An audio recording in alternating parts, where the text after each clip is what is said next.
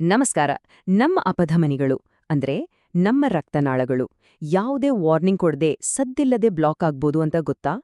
ಇದು ನಮ್ಮ ಆರೋಗ್ಯಕ್ಕೆ ದೊಡ್ಡ ಅಪಾಯವನ್ನೇ ತರಬಹುದು. ಹಾಗಾದ್ರೆ ನಮ್ಮ ದೇಹ ಕೊಡುವ ಈ ಸೈಲೆಂಟ್ ಸಿಗ್ನಲ್ಸ್ ಅನ್ನ ಗುರ್ತಿಸೋದು ಹೇಗೆ? ಬನ್ನಿ, ಇವತ್ತಿನ ಈ ವಿವರಣೆಯಲ್ಲಿ ಇದ್ರ ಬಗ್ಗೆನೇ ಮಾತಾಡೋಣ.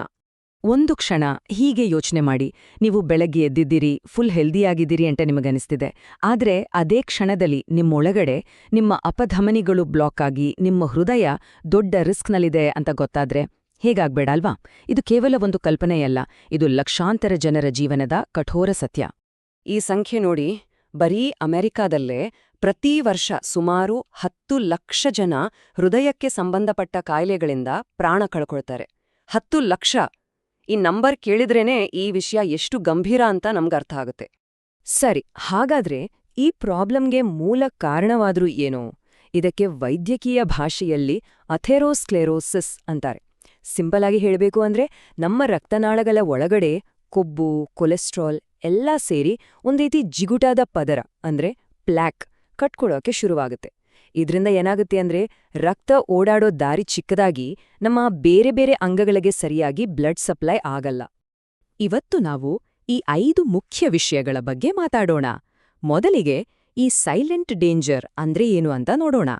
ಆಮೇಲೆ ನಮ್ಮ ಹೃದಯ ಕೊಡುವ ವಾರ್ನಿಂಗ್ ಸಿಗ್ನಲ್ಸ್, ಇಡೀ ದೇಹದ ಮೇಲೆ ಇದರ ಪರಿಣಾಮ, ಇದೊಂದು ವಿಷವರ್ತುಲದ ಥರ ಹೇಗೆ ಕೆಲಸ ಮಾಡುತ್ತೆ, ಮತ್ತು ಕೊನೆಗೆ ನಮ್ಮ ಆರೋಗ್ಯವನ್ನ ಕಾಪಾಡ್ಕೊಳ್ಳೋಕೆ ನಾವೇನ್ ಮಾಡ್ಬೋದು ಅನ್ನೋದನ್ನ ಚರ್ಚಿಸೋಣ. ಸರಿ, ಈ ಸೈಲೆಂಟ್ ಡೇಂಜರ್ ಬಗ್ಗೆ ನಮಗೆ ಒಂದು ಐಡಿಯಾ ಸಿಕ್ಕಿದೆ. ಇದು ಯಾಕೆ ಇಷ್ಟು ಅಪಾಯಕಾರಿ ಅಂದ್ರೆ ನಮಗೆ ಗೊತ್ತೇ ಆಗದ ಹಾಗೆ ನಮ್ಮೊಳಗೆ ಬೆಳೆಯುತ್ತೆ. ಬನ್ನಿ, ಇದ್ರ ಬಗ್ಗೆ ಇನ್ನಷ್ಟು ಆಳವಾಗಿ ನೋಡೋಣ. ಮೊದಲಿಗೆ ನಮ್ಮ ಹೃದಯವೇ ಡೈರೆಕ್ಟ್ ಆಗಿ ಕಳಿಸೋ ಕೆಲವು ಇಂಪಾರ್ಟೆಂಟ್ ಸಿಗ್ನಲ್ಸ್ ಬಗ್ಗೆ ಮಾತಾಡೋಣ. ನಂಬರ್ 1 ಸಿಗ್ನಲ್ ಎದೆ ನೋವು. ಇದಕ್ಕೆ ಮೆಡಿಕಲ್ ಟರ್ಮ್ ಆಂಜೈನಾ. ಇದು ಹೇಗಿರುತ್ತೆ ಅಂದ್ರೆ, ಎದೆ ಮೇಲೆ ಯಾರೋ ಭಾರವಾದ ವಸ್ತು ಇಟ್ಟ ಹಾಗೆ ಅಥವಾ ಒಳಗಿಂದ ಯಾರೋ ಬಿಗಿಯಾಗಿ ಹಿಂಡಿದ ಹಾಗೆ ಫೀಲ್ ಆಗುತ್ತೆ. ನಮ್ಮ ಹೃದಯಕ್ಕೆ ಬೇಕಾದಷ್ಟು ಆಮ್ಲಜನಕ ಇರೋ ರಕ್ತ ಸಿಗದೇ ಇದ್ದಾಗ ಈ ನೋವು ಶುರುವಾಗುತ್ತೆ. ತುಂಬಾ ಜನರಿಗೆ ಈ ಆಂಜೈನಾ ನೋವು ಮತ್ತೆ ಗ್ಯಾಸ್ಟ್ರಿಕ್ ನೋವಿನ ಮಧ್ಯೆ ಕನ್ಫ್ಯೂಷನ್ ಆಗುತ್ತೆ. ಆದ್ರೆ ಇವೆರಡಕ್ಕೂ ಮುಖ್ಯವಾದ ವ್ಯತ್ಯಾಸಗಳಿವೆ. ನೋಡಿ, ಆಂಜೈನಾ ನೋವು ಸಾಮಾನ್ಯವಾಗಿ ಏನಾದ್ರೂ ದೈಹಿಕ ಶ್ರಮ ಮಾಡಿದಾಗ ಅಥವಾ ಟೆನ್ಷನ್ ಆದಾಗ ಬರುತ್ತೆ. ಸ್ವಲ್ಪ ರೆಸ್ಟ್ ಮಾಡಿದ್ರೆ ಕಡಿಮೆ ಆಗುತ್ತೆ. ಆದ್ರೆ ಅಜೀರ್ಣದ ನೋವು ಊಟಕ್ಕೆ ಸಂಬಂಧಿಸಿದ್ದು, ಆಂಟಾಸಿಡ್ ತಗೊಂಡ್ರೆ ಸರಿಯೋಗಬಹುದು. ಈ ವ್ಯತ್ಯಾಸ ತಿಳ್ಕೊಂಡ್ರೆ ಜೀವನೇ ಉಳಿಸಬಹುದು, ಅಷ್ಟು ಮುಖ್ಯ ಇದು. ಎರಡನೇ ಚಿಹ್ನೆ ಉಸಿರಾಟದ ತೊಂದರೆ. ಅಂದ್ರೆ ಸ್ವಲ್ಪ ದೂರ ನಡೆದ ತಕ್ಷಣ ಅಥವಾ ಒಂದೆರಡು ಮೆಟ್ಲು ಹತ್ತಿದ ತಕ್ಷಣ ಸುಸ್ತಾಗಿ ಉಸಿರು ಕಟ್ಟಿದ ಹಾಗೆ ಆಗುತ್ತಾ? ಕೆಲವೊಮ್ಮೆ ಸುಮ್ನೆ ಮಲಗಿದಾಗನೂ ಉಸಿರಾಡೋದು ಕಷ್ಟ ಅನ್ಸುತ್ತಾ? ಇದು ನಮ್ಮ ಹೃದಯ ಇಡೀ ದೇಹಕ್ಕೆ ರಕ್ತವನ್ನ ಪಂಪ್ ಮಾಡೋಕೆ ಕಷ್ಟಪಡ್ತಿದೆ ಅನ್ನೋದರ ಸಂಕೇತವಾಗಿರಬಹುದು. ಮೂರನೇ ಸಿಗ್ನಲ್ ಹಾರ್ಟ್ ಬೀಟ್ನಲ್ಲಿ ವ್ಯತ್ಯಾಸ. ಅಂದ್ರೆ ಹೃದಯ ಯುದ್ಧಕ್ಕಿದ್ದಾಗೆ ಜೋರಾಗಿ ಧಡಧಡ ಅಂತ ಬಡ್ಕೊಳ್ಳೋದು, ಅಥವಾ ಕೆಲವೊಮ್ಮೆ ಒಂದು ಬೀಟ್ ಮಿಸ್ ಆದಾಗೆ ಫೀಲ್ ಆಗೋದು. ಚಿಕ್ಕದಾಗಿರೋ ರಕ್ತನಾಳಗಳ ಮೂಲಕ ರಕ್ತವನ್ನ ಜೋರಾಗಿ ತಳ್ಳಬೇಕಾದಾಗ ಹೃದಯಕ್ಕೆ ಹೆಚ್ಚು ಪ್ರೆಷರ್ ಬೀಳುತ್ತೆ. ಆಗ ಈ ರೀತಿ ಆಗ್ಬೋದು. ಸರಿ, ಇಲ್ಲಿಯವರೆಗೆ ನೋಡಿದ್ದು ಹೃದಯ ಕೊಡುವ ಡೈರೆಕ್ಟ್ ಸಿಗ್ನಲ್ಸ್. ಆದ್ರೆ ಹೃದಯತೆ ಕಷ್ಟ ಆದ್ರೆ ಅದರ ಎಫೆಕ್ಟ್ ಬರೀ ಎದೆಗೆ ಸೀಮಿತವಾಗಿರಲ್ಲ, ಇಡೀ ದೇಹದ ತುಂಬಾ ವಾರ್ನಿಂಗ್ ಸಿಗ್ನಲ್ಸ್ ಕಳಿಸುತ್ತೆ. ಅವು ಯಾವುವು ಅಂತ ಈಗ ನೋಡೋಣ. 4ನೇ ಚಿಹ್ನೆ ವಿಪರೀತ ಆಯಾಸ. ಇದು ದಿನಪೂರ್ತಿ ಕೆಲಸ ಮಾಡಿ ಆಗುವ ಸುಸ್ತಲ್ಲ, ಅದಕ್ಕಿಂತ ತುಂಬಾನೇ ಬೇರೆ. ಅಂದರೆ ಚೆನ್ನಾಗಿ ನಿದ್ದೆ ಮಾಡಿದ್ರೂ ರೆಸ್ಟ್ ತಗೊಂಡ್ರೂ ಹೋಗದ ಒಂದು ರೀತಿಯ ಆಳವಾದ ಬಳಲಿಕೆ.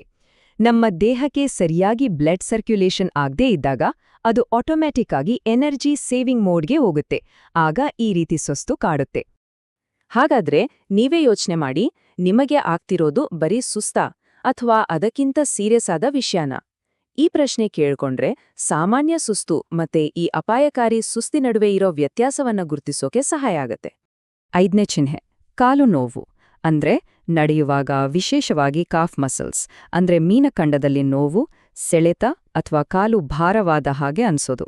ಸ್ವಲ್ಪ ಹೊತ್ತು ನಿಂತ್ರೆ ಅಥವಾ ಕೂತ್ರೆ ಸರಿ ಹೋಗುತ್ತೆ. ಇದಕ್ಕೆ ಕಾರಣ ಸಿಂಪಲ್, ನಿಮ್ಮ ಕಾಲುಗಳಿಗೆ ಬೇಕಾದಷ್ಟು ರಕ್ತ ಸಿಗ್ತಿಲ್ಲ. ವೈದ್ಯಕೀಯವಾಗಿ ಇದನ್ನ ಪೆರಿಫೆರಲ್ ಆರ್ಟರಿ ಡಿಸೀಸ್ ಅಥವಾ PAD ಅಂತಾರೆ.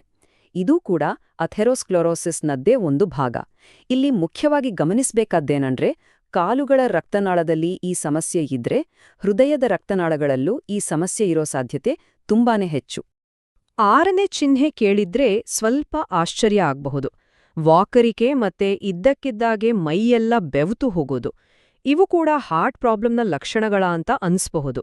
ಹೌದು, ಹೃದಯಕ್ಕೆ ಆಮ್ಲಜನಕದ ಸಪ್ಲೈ ಕಡಿಮೆ ಆದಾಗ ನಮ್ಮ ನರಮಂಡಲ ಒಂಥರ ಎಮರ್ಜೆನ್ಸಿ ಮೋಡ್ಗೆ ಹೋಗುತ್ತೆ. ಆಗ ಈ ರೀತಿ ವಾಕರಿಕೆ, ಬೆವರುವಿಕೆ ಎಲ್ಲ ಆಗ್ಬಹುದು. ಸರಿ, ಈಗ ನಾವು ನೋಡ್ಬೋರೋ ಚಿಹ್ನೆಗಳು ಸ್ವಲ್ಪ ಟ್ರಿಕಿ. ಯಾಕಂದ್ರೆ ಇವು ಬ್ಲಾಕ್ ಆಗಿರೋ ರಕ್ತನಾಳಗಳ ಲಕ್ಷಣಗಳು ಕೂಡ ಹೌದು, ಅದೇ ಸಮಯದಲ್ಲಿ ರಕ್ತನಾಳಗಳು ಬ್ಲಾಕ್ ಆಗೋಕೆ ಕಾರಣಗಳು ಕೂಡ ಹೌದು. ಇದೊಂದು ರೀತಿ ವಿಷಿಯಸ್ ಸರ್ಕಲ್, ಅಂದ್ರೆ ವಿಷಿಯಸ್ ಸೈಕಲ್. 7ನೆಯ ಚಿಹ್ನೆ ಹೈ ಬ್ಲಡ್ ಪ್ರೆಷರ್ ಅಥವಾ ಅಧಿಕ ರಕ್ತದೊತ್ತಡ. ಇದನ್ನ ಸೈಲೆಂಟ್ ಕಿಲ್ಲರ್ ಅಂತ ಯಾಕೆ ಕರೀತಾರೆ ಅಂದ್ರೆ ಇದಕ್ಕೆ ಹೆಚ್ಚಾಗಿ ಯಾವುದೇ ಲಕ್ಷಣಗಳು ಇರಲ್ಲ, ಆದ್ರೆ ಒಳಗೊಳಗೆ ಇದು ದೊಡ್ಡ ಡ್ಯಾಮೇಜ್ ಮಾಡ್ತಿರುತ್ತೆ. ರಕ್ತನಾಳಗಳು ಚಿಕ್ಕದಾದಾಗ ಅದರ ಮೂಲಕ ರಕ್ತವನ್ನ ತಳ್ಳೋಕೆ ಹೃದಯಕ್ಕೆ ಹೆಚ್ಚು ಶಕ್ತಿ ಬೇಕಾಗುತ್ತೆ. ಇದೇ ಹೈ ಬ್ಲಡ್ ಪ್ರೆಷರ್. ಈ ವಿಷವರ್ತುಲ ಹೇಗೆ ಕೆಲಸ ಮಾಡುತ್ತೆ ಅಂತ ನೋಡಿ.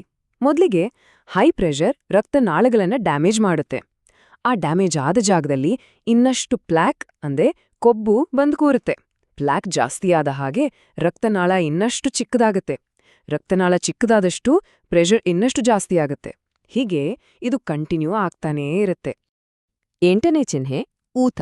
ಮುಖ್ಯವಾಗಿ ಕಾಲು, ಪಾದ ಮತ್ತೆ ಕಿಣುಕಾಲುಗಳಲ್ಲಿ ನೀರು ತುಂಬಿಕೊಂಡಾಗೆ ಆಗೋದು. ಹೃದಯ ಸರಿಯಾಗಿ ಪಂಪ್ ಮಾಡೋಕೆ ಆಗದೇ ಇದ್ದಾಗ ರಕ್ತ ಕಾಲುಗಳಲ್ಲಿ ನಿಂತ್ಬಿಡುತ್ತೆ. ಆಗ ಅದರಲ್ಲಿರೋ ನೀರು ಪಕ್ಕದ ಟಿಶ್ಯೂಗಳಿಗೆ ಸೋರಿ ಊತ ಬರುತ್ತೆ. ಕೊನೆಯದಾಗಿ 9ನೇ ಚಿಹ್ನೆ ನಮ್ಮ ಚರ್ಮದಲ್ಲಿ ಕಾಣಿಸೋ ಬದಲಾವಣೆಗಳು.